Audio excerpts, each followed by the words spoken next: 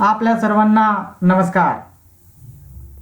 मी Shri Sanjay M Mane, सहशिक्षक, सरकारी सरस्वती कन्या पदवीपूर्व महाविद्यालय शापूर बेळगाव या ठिकाणी मी समाज विज्ञान शिक्षक म्हणून कार्यरत आहे. तर विद्यार्थी मित्रांनो, आज आपण समाज विज्ञान इयत्ता 8वी मधील भूगोलमधील जीवावरण या प्रकरणाबद्दल जाणून घेणार आहोत. ओके. आपल्या सर्वांना नमस्कार. तर माझ्या प्रिय विद्यार्थी मित्रांनो, मी तुमच्या समोर काही चित्र प्रकट करत आहे. या चित्रामध्ये कोणकोणत्या गोष्टी आपल्याला पाहावयास मिळतात बघा. काय दिसत आहे? ओके, जंगल, प्राणी, नंतर समुद्र, जमीन, नंतर ॲटमॉस्फिअर, म्हणजे एकत्रित आपल्याला आपला जो काय परिसर आहे तो सर्व काही दिसत आहे. या परिसराने मिळून एक ॲटमॉस्फिअर, हायड्रोस्फिअर आणि लिथोस्फिअर या सर्वांचा मिक्स होऊन नवीन एक स्पेअर तयार होतो. त्याला बायोस्फिअर म्हणतो आपण. काय म्हणतो मराठीमध्ये? जीवावरण. ओके विद्यार्थी मित्रांनो, चला तर बघूया मग भूगोलमधील 5वे प्रकरण जीवावरण याच्याबद्दल आपण आज जाणून घेऊया. तर जीवावरण म्हणजे काय याच्याबद्दल आपण थोडक्यात जाणण्यापूर्वी या जीवावरण या प्रकरणामध्ये कोणकोणत्या गोष्टी आपण अभ्यास करणार आहोत बघा. तर पहिली गोष्ट आहे जीवावरणाचे महत्त्व आणि अर्थ जाणून घेणार. दुसरी पर्यावरणाचा अर्थ आणि पर्यावरणाचे प्रदूषण, प्रदूषणाचे प्रकार आणि त्याचे रोखण्याचे उपाय, या सर्व गोष्टी आपण या प्रकरणाद्वारे आज चर्चा करणार आहोत विद्यार्थी मित्रांनो. तर पहिल्यांदा आपण जीवावरण आणि महत्त्व याच्याबद्दल जाणून घेऊया. पृथ्वी आपल्याला माहित आहे, तर या सौरमंडलामध्ये पृथ्वी हा असा एकमेव ग्रह आहे की ज्या ठिकाणी विविध प्रकारचे जीवजंतू आहेत. म्हणजे जीवसृष्टी ज्या ग्रहावर आहे तो ग्रह म्हणजेच पृथ्वी आहे विद्यार्थी मित्रांनो. तर या ग्रहावर असणारा जे काय जीवसृष्टी आहे, जीवावरण, याच्याबद्दल आपण हे जीवावरण कशा प्रकारे तयार होतं बघूया. शिलावरण, वातावरण आणि जलावरण याचा एकत्रित परिणाम म्हणजेच जीवावरण होय. यालाच जैविक आवरण असं सुद्धा म्हटलं जातं विद्यार्थी मित्रांनो. म्हणजे या तिन्हींचा, म्हणजे शिलावरण असू दे, वातावरण असू दे, जलावरण, या तिन्हींचा संयोग होऊन नवीन एक आवरण तयार झालं पृथ्वीवर, त्यालाच आपण जीवावरण म्हणतो. तर हे आपल्याला थोडक्यात एक अर्थ आपल्याला समजला असेल विद्यार्थी मित्रांनो. चला बघूया. तर वातावरणातील प्राणवायू, कार्बन वायू, सुपीक मृदा, जलचक्र, प्राणी हे सर्व मानव, प्राणी, वनस्पती यांना जगण्यासाठी मदत करतात आणि जीवावरणातील कोणत्याही घटकाला हानी पोहोचली तर संपूर्ण जीवसृष्टीचे नुकसान होऊ शकतं विद्यार्थी मित्रांनो. बघा, म्हणजे एकत्रित जे काही वातावरण आहे, जलावरण आहे किंवा शिलावरण आहे किंवा जीवसृष्टी आहे, जीवावरण, हे सगळे काय आहे तर एकमेकाला संबंधित आहेत विद्यार्थी मित्रांनो. तर हे एकमेकावर डिपेंड असल्या कारणामुळे, अवलंबून असल्या कारणामुळे कोणत्या तरी एकाला काहीतरी धक्का झाला तर संपूर्ण जीवसृष्टी काय होते तर धोक्यात येऊ शकते. म्हणजेच जीवावरण हे अतिशय महत्वाचं आहे विद्यार्थी मित्रांनो. तर शिलावरण, वातावरण आणि जलावरण याचा एकत्रित परिणाम म्हणजेच जीवावरण आपण म्हटलो. तर याला आपण जैविक आवरण सुद्धा म्हटलो विद्यार्थी मित्रांनो. तर हे जैविक आवरण कसं असतं बघूया. बघा, आपल्यासमोर एक चित्र मी प्रकट केलेलं आहे विद्यार्थी मित्रांनो. पृथ्वी आहे. पृथ्वी, पाणी, जमीन, हवा या सर्वांचा संयोग होऊन या ठिकाणी एक जीवावरण तयार झालेलं आपल्याला इकडं दुसऱ्या चित्रामध्ये दिसत आहे विद्यार्थी मित्र. यालाच आपण जैविक आवरण असं सुद्धा म्हणतो.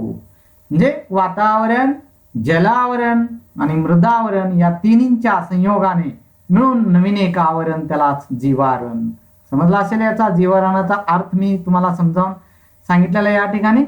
तर सध्या बघूया आपण परिस्थितिकी शास्त्र. परिस्थितिकी शास्त्र म्हणजे काय विद्यार्थी मित्रांनो, कोणी सांगू शकता? तर चला, ओके, बरोबर आहे. तर परिस्थितिकी शास्त्र म्हणजे आपल्या समोर एक मी चित्र प्रकट केलेलं आहे. त्याच्यामध्ये एक माणूस, जीवसृष्टी, वनस्पती, पाणी, सर्व काही आपल्या आजूबाजूला दिसत आहे का नाही? मग परिस्थितिकी शास्त्र म्हणजे काय आहे नेमकं, त्याचं डेफिनेशन किंवा व्याख्या बघूया.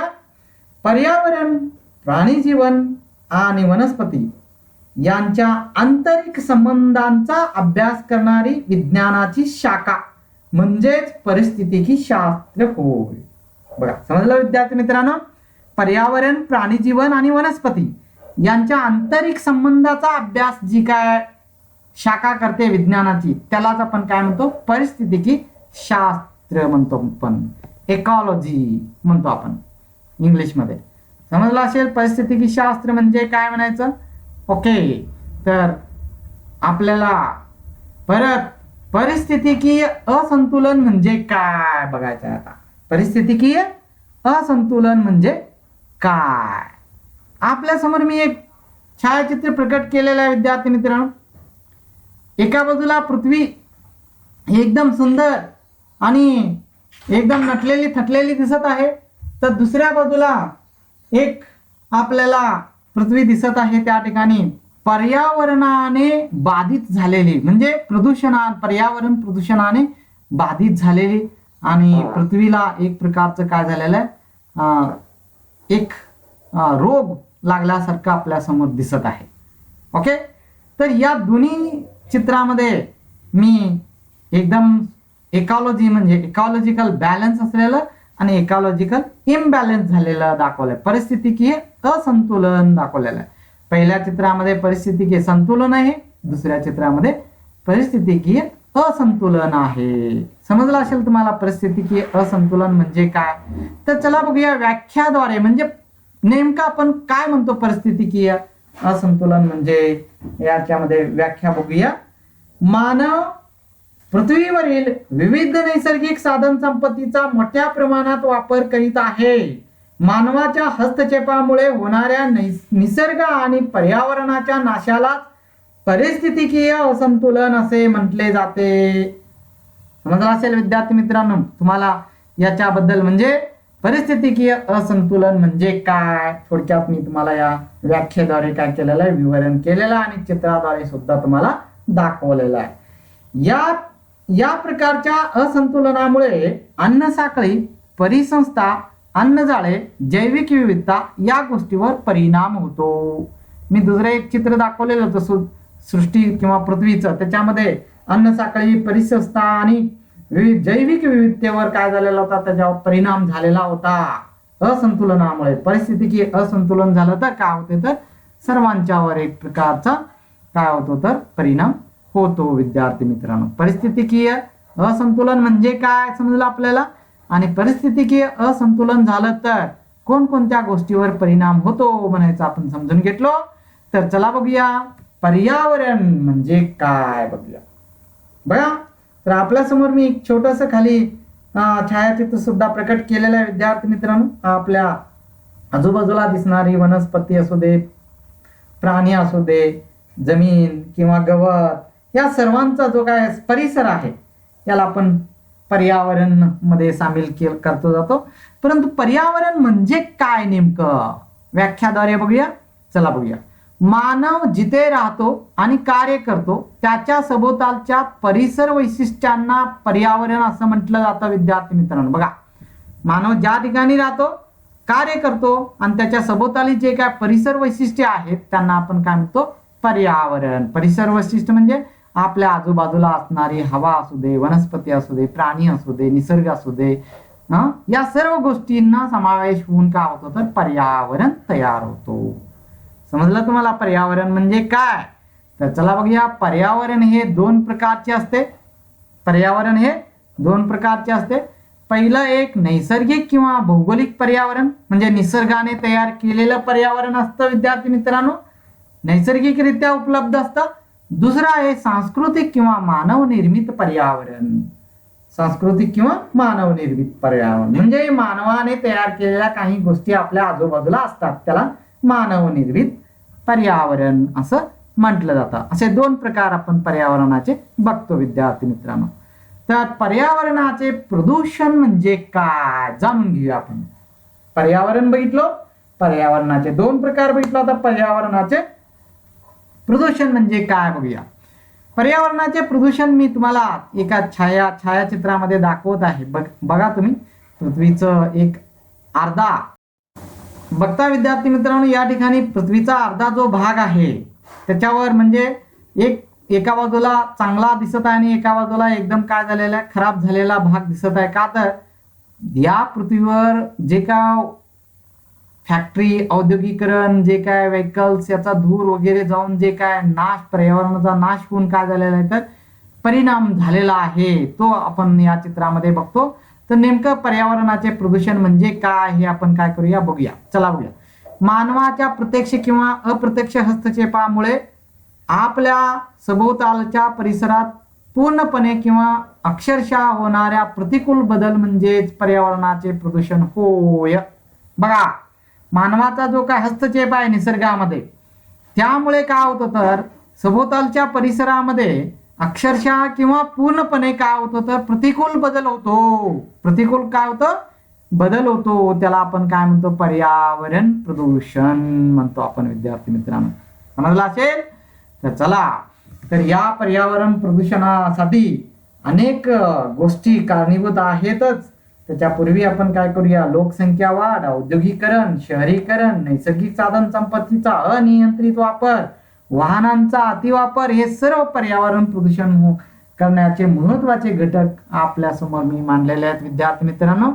याचा काय होतो तर या पर्यावरण प्रदूषणाचा वनस्पती, प्राणी जीवन आणि इतर जीवावर, जीवसृष्टीवर जबरदस्त परिणाम होतो विद्यार्थी मित्रांनो. तर या पर्यावरण प्रदूषणाच्या थोडक्यात आपण पर्यावरण प्रदूषण म्हणजे काय आणि हे परिणाम कसं करतं बघितलं आपण. या पर्यावरण प्रदूषणाचे प्रकार जाणून घेऊया विद्यार्थी मित्रांनो. कोणकोणते प्रकार आहेत सांगा बघूया पर्यावरण प्रदूषणाचे. ओके, अगदी बरोबर. चला मग एक एक बघूया आपण. पहिल्यांदा वायू प्रदूषण, जल प्रदूषण, मृदा प्रदूषण, ध्वनी प्रदूषण, हे काय आहे तर पर्यावरण प्रदूषणाचे प्रकार, 4 महत्वाचे प्रकार आहेत विद्यार्थी मित्रांनो. मी आपल्यासमोर बाजूला एक छायाचित्र सुद्धा इथं प्रकट केलेलं आहे. या ठिकाणी पाण्याचं म्हणजे जल प्रदूषण दिसत आहे. वायू प्रदूषण म्हणजे हवेमध्ये जे काय धुके चाललेले आहे फॅक्टरीतून, ह्याच्यातून केमिकल्स, ते दिसत आहे. मृदा प्रदूषण म्हणजे जमिनीमध्ये वर पडलेले जे अनेक घाण पदार्थ आहेत, जमिनीचं काय झालेलं, मातीचं अनेक केमिकल्सने मिक्स होऊन काय झालेलं आहे तर माती सुद्धा प्रदूषित झालेले दिसत आहे. ध्वनी प्रदूषण सुद्धा आपल्याला या चित्रामध्ये दिसत आहे विद्यार्थी मित्रांनो. तर एक एक अभ्यास करूया. वायू प्रदूषण म्हणजे काय बघा. तर तुमच्यासमोर एक छायाचित्र आलेलं आहे. तर वायू प्रदूषण आपल्या समोर कसं होतं म्हणायचं, याच्यावरून आपण कल्पना लावू शकतो विद्यार्थी मित्रांनो. बघा या ठिकाणी कशा प्रकारे औद्योगिकरणामुळे आपल्या हवेमध्ये कित्येक विषारी धूर आपण वायूमध्ये सोडत आहोत. हे वायू प्रदूषणला कारणीभूत ठरतं विद्यार्थी मित्रांनो. तर वायू प्रदूषण म्हणजे काय बघा. वायू प्रदूषण मानवाच्या सामूहिक उद्योगातून त्याने हवेमध्ये सोडलेल्या पदार्थामुळे त्याच्या आरोग्यावर, भाजीपाला आणि इतर मालमत्तेवर होणारा अपायकारक परिणाम म्हणजेच वायू प्रदूषण होय. बघा विद्यार्थी, म्हणजे काय, हे जे काय वायू प्रदूषण म्हणजे मानवाच्या सामूहिक उद्योगातून हवेतून जे काय सोडले जातात हवेत पदार्थ, या ठिकाणी बघा सोडालेले आहेत, हे असे जे काय सोडले जातात यामुळे काय होतं तर जीवसृष्टीवर, भाजीपाल्यावर, वनस्पतीवर, मालमत्तेवर अपायकारक परिणाम होतात विद्यार्थी मित्रांनो. यालाच आपण वायू प्रदूषण म्हणतो. ओके, समजलं असेल तुम्हाला वायू प्रदूषण म्हणजे काय. ओके, चला बघूया. वायू प्रदूषणाचे महत्वाचे स्रोत कोणकोणते, म्हणजे कशामुळे वायू प्रदूषण होतं, कोणकोणत्या गोष्टीमुळे होतं, कोणकोणते स्रोत आहेत वायू प्रदूषणाचे बघा.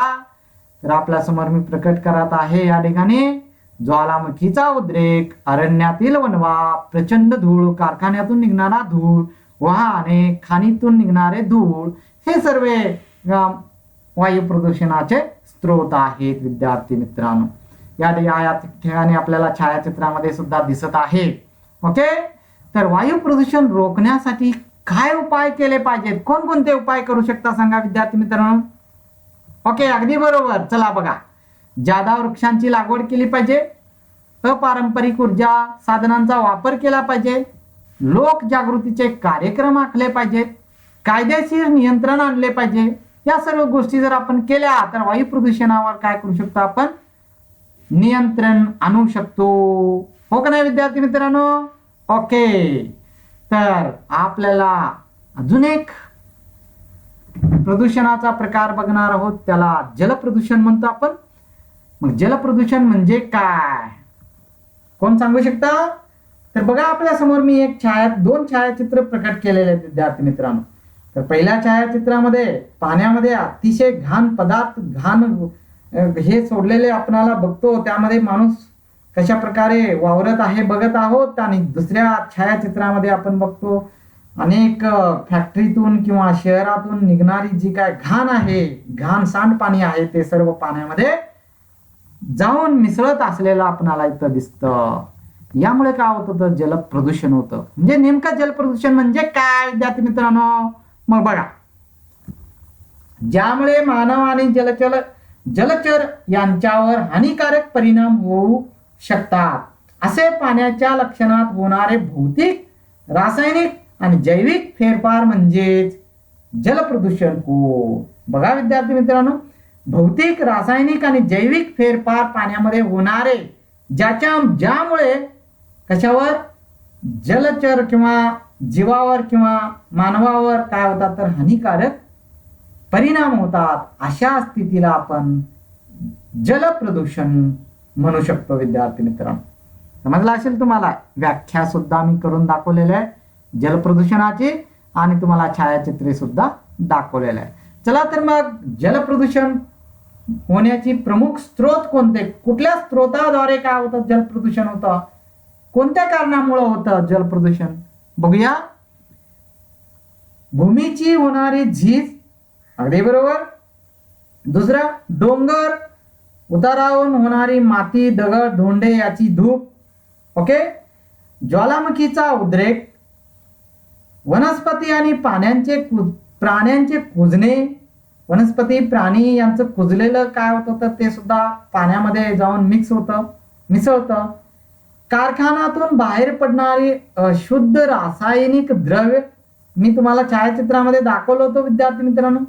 तर रासायनिक द्रव्य जे काय असतात ते सहजपणे काय होतात? पाण्यामध्ये मिसळतात, आणि यामुळे तर पाण्याची स्थितीगती बदलून जाते आणि पाणी अशुद्ध होतं. शहरातून बाहेर पडणारे दूषित पाणी इत्यादीमुळे काय होतं? तर पाण्याचे किंवा जलप्रदूषण होते. ओके, कोणकोणते स्रोत आपण बघितलं विद्यार्थी मित्रांनो? जे शहर असू दे, औद्योगिकरण असू दे, याच्यापासून जे काय घाण निघते ती सर्व काय केली जाते? तर पाण्यामध्ये, नदीमध्ये, समुद्रामध्ये, सागरामध्ये काय केलं जातं? तर सोडलं जातं, आणि यामुळे काय होतं? तर पाणी प्रदूषण होतं विद्यार्थी मित्रांनो. तर या जलप्रदूषणाचे परिणाम काय होतात विद्यार्थी मित्रांनो? बघूया. म्हणजे काय होतं जलप्रदूषण झालं तर? कोणकोणत्या परिणामाला आपण तोंड द्यावं लागतं? बघा, कोणकोणते होतात? यामुळे अनेक रोग पसरतात विद्यार्थी मित्रांनो. काय होतात? अनेक रोग पसरतात पाण्यामुळे. त्यामध्ये प्रथम आहे टायफॉइड, अतिसार, कावीळ. जलचर प्राण्यांचा मृत्यू सुद्धा होऊ शकतो. का तर पाण्यामध्ये अनेक जलचर प्राणी असतात विद्यार्थी मित्रांनो, आणि ते जर पाणी प्रदूषित झालं का तर काय होतं? तर त्यांच्याही प्राणांना घातककारक ठरतं. त्याचबरोबर वनस्पती व प्राणी जीवनावर परिणाम होतात. तर इतके भयंकर परिणाम या जलप्रदूषणाचे भोगावे लागतात विद्यार्थी मित्रांनो. तर तुम्हाला समजलं असेल जलप्रदूषण म्हणजे काय, जलप्रदूषणाचे प्रमुख स्रोत कोणते, आणि जलप्रदूषणाचे परिणाम काय काय होतात हे आपण चर्चा केलो विद्यार्थी मित्रांनो. तर बघूया आपण जलप्रदूषण रोखण्यासाठी कोणकोणते उपाय सुचवाल, काय करू शकता सांगा बघू विद्यार्थी मित्रांनो, कोणकोणते उपाय आपण करू शकतो जलप्रदूषण रोखण्यासाठी. ओके, बरोबर आहे. चला एक एक एक एक आपण बघूया. पिण्याच्या पाण्याची स्वच्छता राखणे, अगदी बरोबर. सांडपाणी वाहून नेणाऱ्या पाईपलाईन नदीत मिसळणार नाही याची दक्षता घेणे, बरोबर आहे. तर टाकाऊ पदार्थ, केर कचरा जलाशयात मिसळण्यावर नियंत्रण आणणे, कायदेशीर अनेक नियंत्रण आणून काय करू शकतो, तर आपण जलप्रदूषण होण्याचे रोखू शकतो. विद्यार्थी मित्रांनो, समजला? विद्यार्थी मित्रांनो, तुम्ही जलप्रदूषणाबद्दल चर्चा केला, तर मृदा प्रदूषण अजून एक परिसर प्रदूषणाचा हा एक महत्वाचा प्रकार आहे. विद्यार्थी मित्रांनो, तर मृदा प्रदूषण म्हणजे काय, काय बघूया. ओके, बरोबर आहे. चला तर बघूया. बघा, आपल्या समोर मी एक छायाचित्र प्रकट केलेलं आहे. विद्यार्थी मित्रांनो, या ठिकाणी कशा परिस्थिती झालेल्या आहे जमिनीची बघा. काय केर कचरा घाण केमिकल्स हे ते मिक्स होऊन काय झालेलं आहे, तर जमिनीचं हाल होऊन गेलेले आहेत. विद्यार्थी मित्रांनो, याला आपण मृदा प्रदूषण म्हणू शकतो. परंतु व्याख्या बघूया, काय मृदा प्रदूषण म्हणजे नेमका. मानवी स्त्रोतामुळे किंवा नैसर्गिक स्त्रोतामुळे दोन्ही घटकामुळे मृदेचा दर्जा घसरतो, याला मृदा प्रदूषण म्हणतात. बघा, म्हणजे नैसर्गिकरित्या असू दे किंवा मानव निर्मित असू दे, यामुळे या प्रक्रियेमुळे काय होतं, तर मृदेचा म्हणजे मातीचा दर्जा काय होतो, तर घसरतो. त्याला आपण मृदा प्रदूषण किंवा जमीन मातीचे प्रदूषण असे सुद्धा म्हणू शकतो. विद्यार्थी मित्रांनो, समजला असेल. तर चला बघूया, तर मृदेच्या प्रदूषणाचे प्रमुख स्त्रोत कोणते, म्हणजे मातीच्या प्रदूषणाचे प्रमुख स्त्रोत म्हणजे कशामुळे हे मातीचं प्रदूषण होतं. विद्यार्थी मित्रांनो, सांगा बघूया. अगदी बरोबर. चला तर एक एक एक एक बघूया. मृदेच्या प्रदूषणाचे प्रमुख स्त्रोत म्हणजे कारखाने आणि खाणकामातून टाकलेले निरुपयोगी पदार्थ. बघा, कारखान्यातून खाणकामातून काय होतात, तर निरुपयोगी पदार्थ बाहेर टाकले जातात आणि ते जमिनीमध्ये मिक्स होतात. यामुळे मृदा प्रदूषण किंवा जमिनीचे प्रदूषण होतं. विद्यार्थी मित्रांनो, त्याचबरोबर घरगुती व शहरी कचरा, अणुचाचणीतून बाहेर टाकलेले पदार्थ हे सर्व मृदा प्रदूषणाला कारणीभूत असणारे महत्वाचे घटक किंवा स्त्रोत आहेत. विद्यार्थी मित्रांनो, समजलं असेल तर ओके. चला बघूया, मृदा प्रदूषण रोखण्यासाठी आपण कोणकोणते उपाय करू शकतो, काय करू शकतो विद्यार्थी मित्रांनो. हो, चला तेच आपण बघतो. रासायनिक खते व कीटकनाशके यांच्यावर नियंत्रण आणू शकतो, आणायचं. ओके. नंतर दुसरं, औद्योगिक आणि शहरातील कचऱ्यांची योग्य विल्हेवाट लावणे, अगदी बरोबर. त्याचबरोबर जमिनीचा योग्य प्रकारे वापर करणे, जनजागृती कार्यक्रम करणे, याद्वारे काय करू शकतो, तर आपण मृदा प्रदूषण रोखू शकतो. विद्यार्थी मित्रांनो, समजला असेल आपल्याला. ओके. तर आपण अजून एक म्हणजे चौथा परिसर प्रदूषणाचे प्रकार ध्वनी प्रदूषण बघूया आपण. ध्वनी प्रदूषण म्हणजे काय, आपल्याला एक मी छायाचित्र प्रकट केलेलं आहे. विद्यार्थी मित्रांनो, यामध्ये आपल्या लक्षात येत असेल म्हणजे ट्रेन येत आहे, स्पीकर लावलेला आहे, औद्योगिकरण चालू आहे, इकडून तिकडून सगळीकडे आवाज येऊन काय झालेला आहे, तर डोक्याला किती ताण पडलेलं एक चित्र मी तुमच्या समोर प्रकट केलेलं आहे. याला आपण ध्वनी प्रदूषण म्हणतो. विद्यार्थी मित्रांनो, तर नेमकं काय ध्वनी प्रदूषण म्हणजे बघा, वातावरणामध्ये फेकलेला व मानवी आरोग्याला हानिकारक असणारा कोणताही अनिष्ट ध्वनी म्हणजेच ध्वनी प्रदूषण होय. बरोबर. म्हणजे अतिशय सुंदर व्याख्या मी तुमच्या समोर प्रकट केलेल्या आहे. विद्यार्थी मित्रांनो, ध्वनी प्रदूषण म्हणजे काय समजलं आपल्याला. तर ध्वनी प्रदूषणाचे प्रमुख स्त्रोत कोणकोणते म्हणजे कशापासून ध्वनी प्रदूषण होतं विद्यार्थी मित्रांनो, सांगा बघूया. ओके, चला बघूया एक एक एक एक. तर ध्वनी प्रदूषणाचे प्रमुख स्त्रोत म्हणजे ढगांचा गडगडाट होतो, चक्रीवादळे यामुळे सुद्धा ध्वनी प्रदूषण होतं, अतिवृष्टी, विजेचा कडकडाट, सागरी लाटांचा आवाज, विमानाचा आवाज, घरातील टीव्ही, लाऊडस्पीकर, डॉल्बी सिस्टम, अनेक प्रकारचे जे काय मानव निर्मित आवाज आहेत, यामुळे सुद्धा काय होतं तर ध्वनी प्रदूषण होतं विद्यार्थी मित्रांनो. या ठिकाणी मी छायाचित्र 2-3 प्रकट केलेले आहेत विद्यार्थी मित्रांनो, कशा प्रकारे ध्वनी प्रदूषण होतं म्हणायचं. ओके, तर जाणून घेऊया आपण ध्वनी प्रदूषणाचे परिणाम. काय काय परिणाम होतात सांगा बघूया. ध्वनी प्रदूषण झाल्यामुळे काय काय होतात बघा. तर आपल्या समोर मी मांडत आहे. डोकेदुखी होते विद्यार्थी मित्रांनो, अगदी बरोबर आहे, डोकेदुखी होते. अस्वस्थता होते, म्हणजे अस्वस्थ होतो माणूस. मानसिक असंतुलन होतं, संतुलन बिघडतं मानसिकरित्या. वर्तणुकीत बदल होतो माणसाच्या. एकाग्रतेचा अभाव वगैरे परिणाम आपल्यावर होतात, जीवसृष्टीवर होतात विद्यार्थी मित्रांनो. हे ध्वनी प्रदूषणाचे काय झाले परिणाम झाले विद्यार्थी मित्रांनो. ओके, तर आपण जाणून घेऊया ध्वनी प्रदूषण रोखण्याचे उपाय कोणकोणते आहेत ते. मोठे उद्योगधंदे मानवी वस्तीपासून दूर असावेत. लाऊडस्पीकरवर बंदी घालावी. मानवी वस्तीपासून विमानतळे दूर असावेत. मोठा आवाज करणाऱ्या वाहनांची तपासणी करावी. इत्यादी गोष्टी आपण केलो तर काय करू शकतो तर आपण ध्वनी प्रदूषण रोखू शकतो विद्यार्थी मित्रांनो. तर या सर्व जे काय परिसर प्रदूषण आपण बघितलो, याचे 4 प्रकार बघितलो. याचा एकंदरीत सृष्टीवर काय परिणाम होत आहे बघूया विद्यार्थी मित्रांनो. बघा परिणाम, या ठिकाणी मी छायाचित्र दाखवलेलं आहे. या ठिकाणी हिरवा आहे, तर या ठिकाणी काय झालेलं आहे भाजलेला आहे. म्हणजे ध्वनी प्रदूषणाचा हा परिणाम आहे, नाही परिसर प्रदूषणाचा हा परिणाम आहे विद्यार्थी मित्रांनो. बघूया काय काय परिणाम होतात. वैश्विक तापमान वाढ होत आहे, म्हणजे जगामध्ये तापमान काय झालेलं आहे तर वर्षानुवर्ष 2-2 डिग्रीनं काय झालेलं आहे वाढत चाललेलं आहे, आणि त्यामुळे अशी परिस्थिती निर्माण होत चाललेली आहे. हरितगृह परिणाम होत आहेत. हरितगृह परिणामामुळे काय होत आहे तर उष्णतेमुळे जास्ती प्रमाण वाढत चाललेलं आहे. ओझोनचा थर पातळ होत चाललेला आहे विद्यार्थी मित्रांनो. ओझोन थर जो काय अल्ट्राव्हायोलेट किरण येतात सूर्यापासून तो रोखतो, तो थर जर नाश झाला तर जीवसृष्टीचं काय होणार आहे, हे भयानक परिणाम होत चाललेला आहे. यामुळे परिसर प्रदूषणामुळे आम्लीय पाऊस सुद्धा पडत आहे. आम्लीय पावसाला सुद्धा आम्ही सामोरे जात आहोत. काळा त्रिकोण निर्माण झालेला आहे. इतकंच नाही तर अशा मोठमोठ्या महाभयंकर समस्यांना तोंड द्यावे लागत आहे आपल्या सर्वांना विद्यार्थी मित्रांनो. या सर्व परिसर प्रदूषणामुळेच हे सर्व घडत आहे.